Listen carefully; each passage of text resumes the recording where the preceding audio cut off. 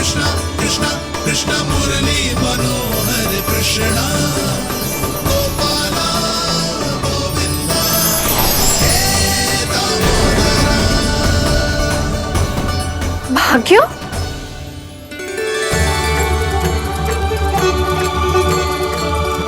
कान्हा, एक तो चोरी की और ऊपर से मूर्ख बना के भाग को। ये ठीक ना है, मुझे यशोदा जीजी को बताना ही होगा, और वो भी इसके घर पहुंचने से पहले।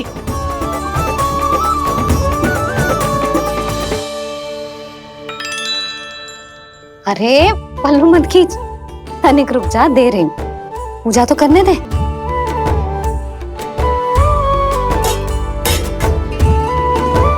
ले, अब जितना मन करे उतना प्रसाद खा।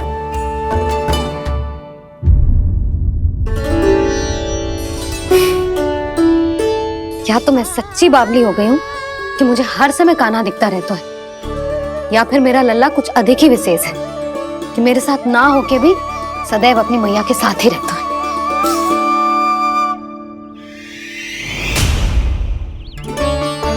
आज तो कैसे प्राण बचे, नारायण ही जानते हैं। मैं तो पाऊ को सिर पर लेके ऐसे सरपट भागो कि पूरे गोकुल में बड़ बोले। इस समय तो बड़ी बड़ी मत भागो, पर असली लाभ तो वानर महाराज ने उठाया है। पूरी की पूरी मटकी अकेले लेके निकल लिए। ये हमारी प्रतीक्षा कर रहा था ताकि हम माखन बांट सके। हमारे साथ ना दाऊ, उनके साथ।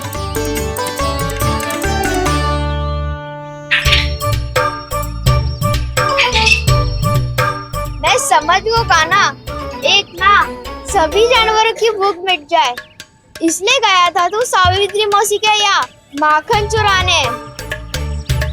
इससे पहले कि वो हमारे यहाँ पहुँच जाए, हमें घर पहुँचना होगा दाऊ, चाहे कछु हो जाए, पर देरी ना होनी चाहिए।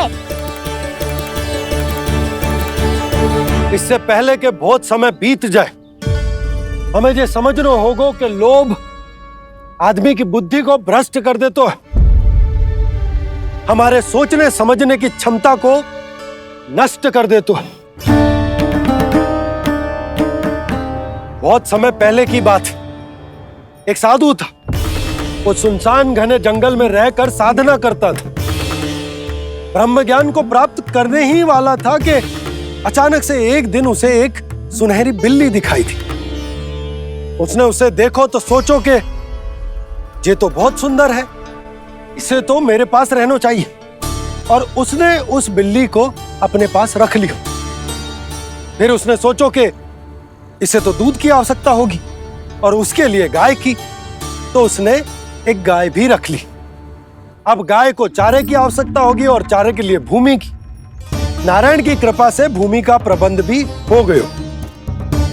अब भूमि को जोतनो है, चारा उगानो है, चारा काटनो है, और उसे गाय को खिलानो है। गाय को खिला के उसे दूध निकालनो है, और दूध निकाल के बिल्ली को पिलानो है। कार्य बढ़ गो। अब उसे लगो कि सहायता के लिए 2 जोड़ी हाथ और होने चाहिए, तो उसने विवाह भी कर लियो। कुछ समय बीतो और संतान हो गई, और उसे एक बड़े घर की आवश्यकता अनुभव हुई। इसी प्रकार धीरे धीरे लोभ ने उसे अपनी छाया में ले लिया, और वो नारायण की साधना कर ब्रह्म ज्ञान को पाने के अपने परम लक्ष्य को भूल गो।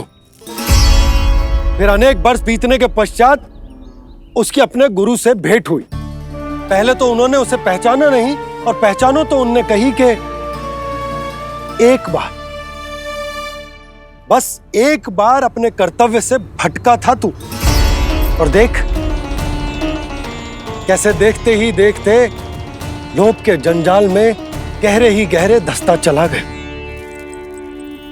सोचो, कहीं उस व्यापारी को धन के लोभ में अपना वचन देकर आप सब भी जे ही भूल तो ना करने जा रहे।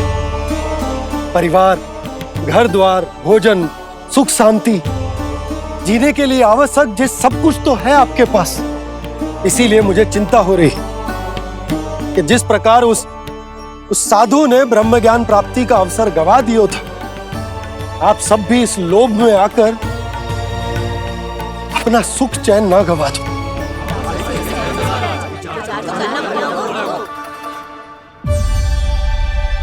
लग तो है बात सबको समझ आ रही है।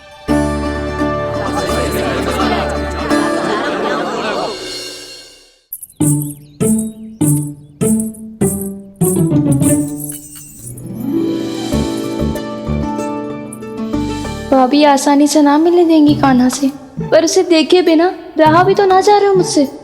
कहाँ है वो?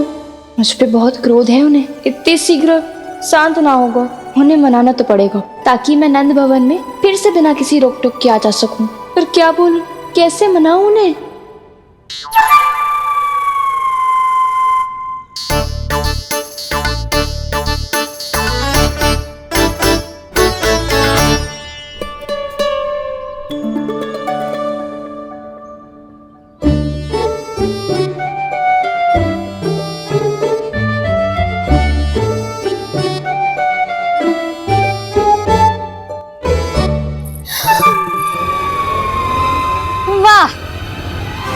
जिसने मेरे लल्ला पर चोरी का आरोप लगायो, वो ही आज मेरे घर में चोरी चोरी प्रवेश कर रही है। नाना भाभी, ऐसी कोई बात ना है, मैं तो बस ये देखने आई थी कि जसोदा भाभी का क्रोध शांत हुआ कि ना? सुन ले जानकी, मेरा क्रोध उसी दिन शांत होगा जिस दिन तू सारी गोपियों के सामने मेरे कान्हा पर लगाया आरोप वापस लेगी। चोरी करेगा तो आरोप ही लगेगा ना जीजी। फिर से आरोप? सावित्री, तू भी? कल तक मुझे ये थोड़ी पता था जीजी कि आपका कान्हा सच्ची में माखन चोरी में पारंगत है।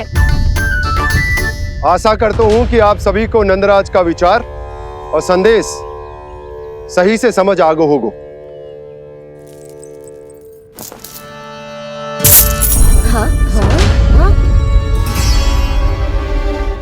सिक्कों की खनक बता रही है कि पोटली कितनी भारी है।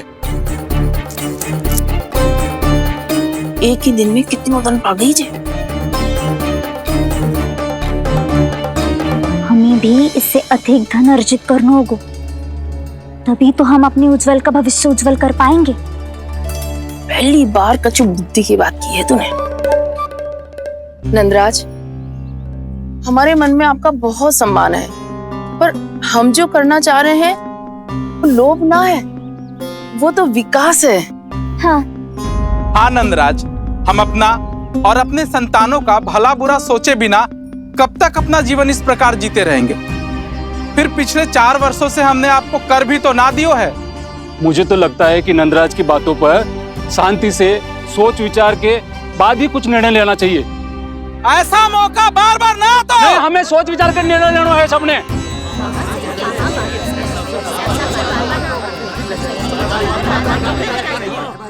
चोरी में पारंगत?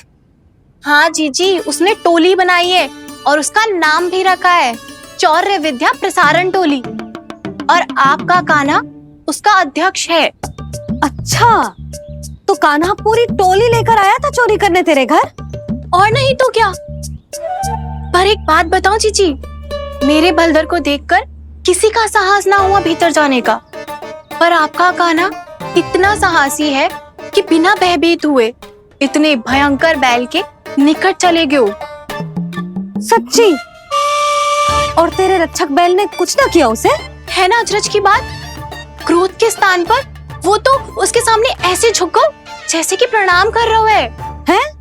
और जीजी, आपका कान्हा साहसी ही ना, बहुत चतुर भी है। मैंने मटकियां बहुत ऊपर लटकाई थी, पर बताओ कि बिना चौकी के मटकी को नीचे उतारने का उपाय किसने ढूंढा? किसने? आपके चतुर कान्हा ने। उसने अपने सखाओं को पर्वत बनायो और एक पक्के सेनापति की तरह बिना भयभीत हुए उनके ऊपर चढ़ गयो और मटकियां उतारने लगो। और एक ही ना, तीनों की तीनों मटकियां उतार ली। तीनों? हाँ जीजी, और वो इतना दयालु है कि पहले एक मटकी का माखन सब में बांट दियो और फिर बची हुई 2 मटकियों में से एक मटकी अपने सखाओं को दे दी और फिर दूसरी मटकी एक भूखे वानर को दे दी। और फिर जब मैं उसके सामने जाके प्रश्न करने लगी तो उसने मुझे अपने तर्कों के जाल में उलझाया और बड़ी आसानी से सिद्ध कर दिया कि वो तो परोपकार कर रहा था। मैं तो देखती ही रह गई और शब्द तो ऐसे झड़ते हैं मुंह से जैसे कि फूल। रुक जा सावित्री, पहले तू ये निर्णय ले ले कि तू मेरे लल्ला का गुणगान करने आई है कि उसकी निंदा करने। निंदा करने ही आई हूँ जीजी। जानकी सत्य कह रही थी, आपका कान्हा माखन चोर ही है और बलराम के साथ भागा था। बलराम क्यों? वो तो साक्षात गरुड़ देव की पीठ पे बैठ के उड़ के आयो है, तभी तो तुझसे बहुत पहले आके यहाँ बैठ गओ ना। आ देख ले, आ जा। देखो कैसे बैठ के सब पहरा दे रहे हैं कि कोई पंछी अनाज ना चुगले, और तुम दोनों व्यर्थ में इन सब पर दोष लगा रही हो। कान्हा के निकट जाने का प्रयास भी मत ही करना। पहले मेरे लल्ला पर आरोप लगाती हो, फिर उससे मिलना भी चाहती हो।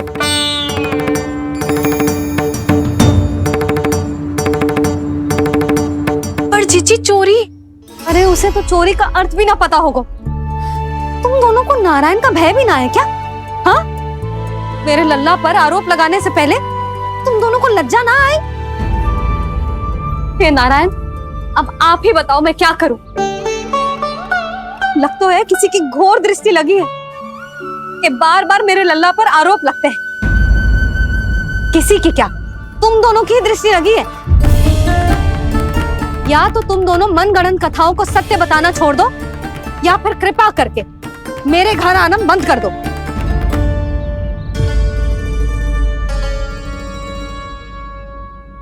अब दोनों मुंह क्या ताक रही हो? हाँ, जाओ यहां से। और तुम दोनों नंद जी की सभा में क्यों ना गई? हाँ,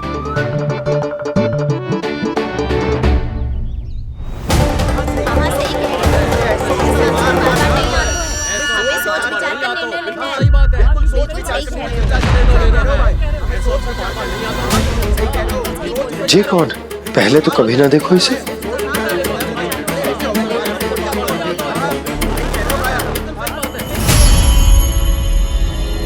कहाँ को? बस करो।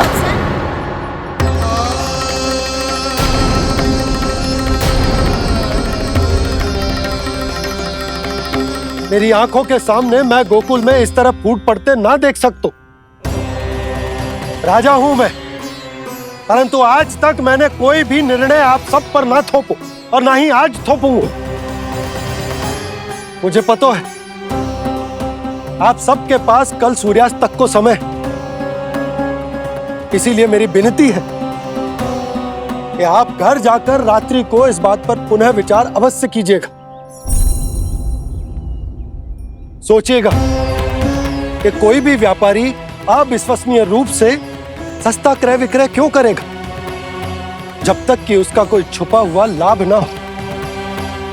हमें सोचना होगा कि कहीं हम उसके बिछाए जाल में फंस तो ना रहे।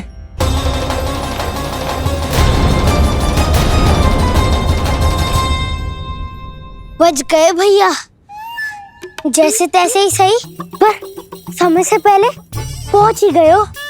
सावित्री मौसी कनेक सी बात को इतना बड़ा चढ़ा के बोल रही थी जितना उज्जवल भी ना बोलतो।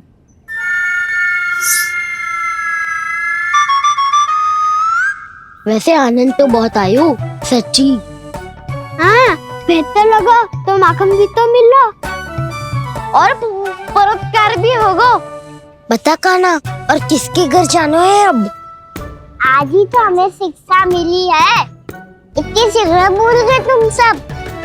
लोग के चक्कर में पड़ोगे तो फंसोगे। लोग के चक्कर में पड़ोगे तो फंसोगे।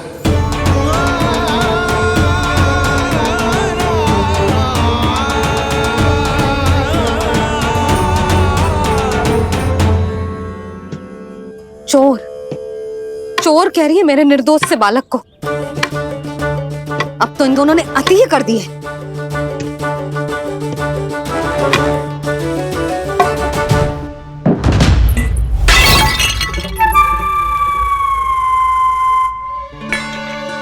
से भी अभी फूटना था। वैसे ही मैं इतनी चिंतित हूँ। कैसे समझाऊं इन गांव वालों को?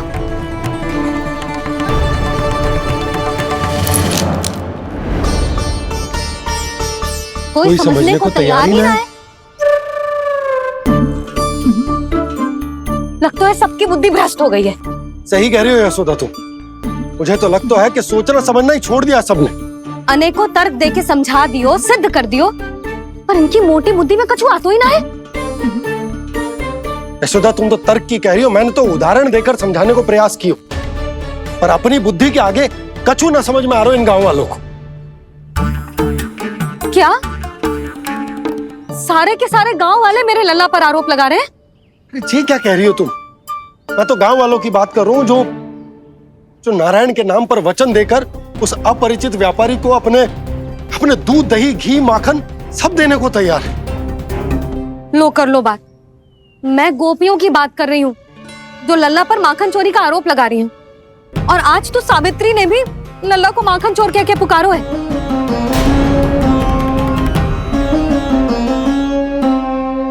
सावधान यशोदा, कहीं बड़ा होकर माखन चोर ना बन जाइए। अच्छा, ये सब आप छोड़ो। स्त्रियों की बात है, मैं संभाल लूंगी। आप ये बताओ सभा में क्या हुआ? गोकुल में फूट पड़ गई यशोदा, लोभ की फूट।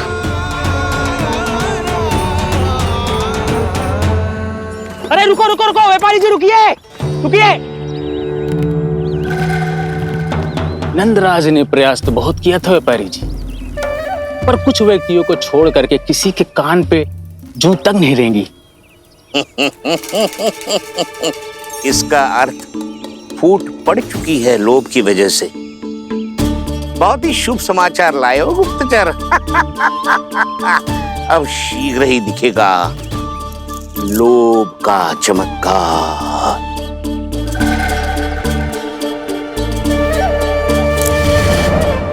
लोभ से बचने को जो पाठ हम कान्हा को पढ़ा रहे थे ना, आज वही पाठ मैं इन गांव वालों को समझाने में असमर्थ रहा। आप चिंता मत करो जी, धीरे धीरे सब ठीक हो जाएगा। तब तक बहुत देर हो जाएगी यशोदा। ये गोकुलवासी मेरे अपने, उन्हें अपनी आंखों के सामने मैं भूल करते ना देख सकता। वो सुलक्षणा, वो उस व्यापारी के प्रभाव में आ गया, और शंकरी मौसी और सुमति भी सुलक्षणा के मार्ग पर ही चल रही। कान खोल के सुन ले बहू, आज से घर में दूध पीनो बंद, दही खानो बंद और माखन तो बिल्कुल न खानो। पर मैया, पर किंतु परंतु कुछ ना सुननो मुझे। सुलक्षणा की जैसे धनवान बननो है कि ना?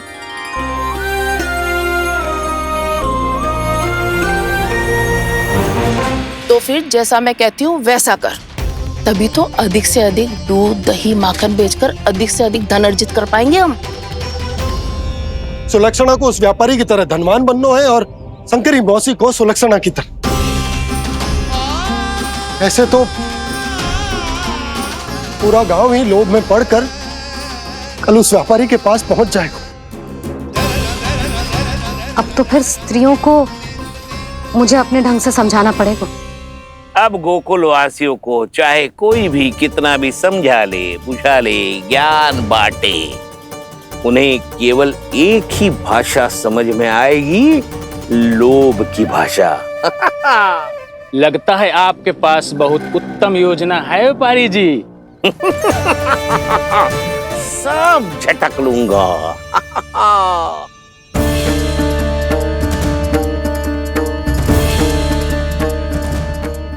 आपको क्या लगता है प्रभु, मैया के समझाने से गोपियाँ समझेंगी?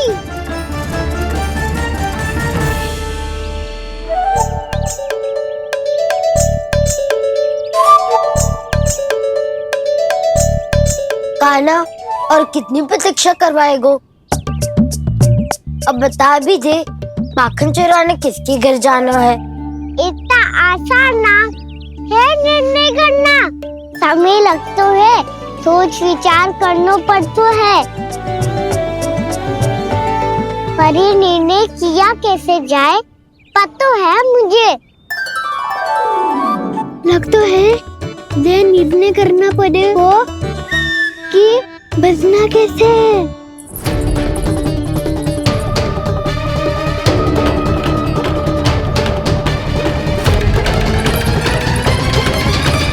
सावित्री मौसी ने हमारे 14 विद्या प्रसारण के बारे में सबको बता दियो क्या?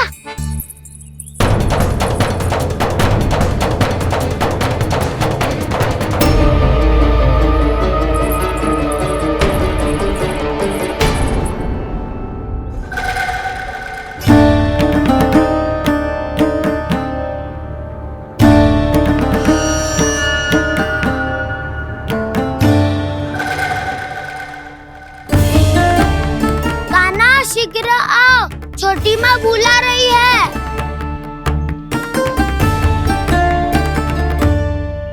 अब डांट भी पड़ेगी और कुटाई भी होगी। 14 विद्या प्रसारण कल ही आरंभ हुआ था और आज ही समाप्त हो जाएगा। सब इतने गंभीर क्यों है आज? गंभीर तो होंगे ही ना दाऊ, क्योंकि मैया आज अच्छा वाला पाठ पढ़ाने वाली है।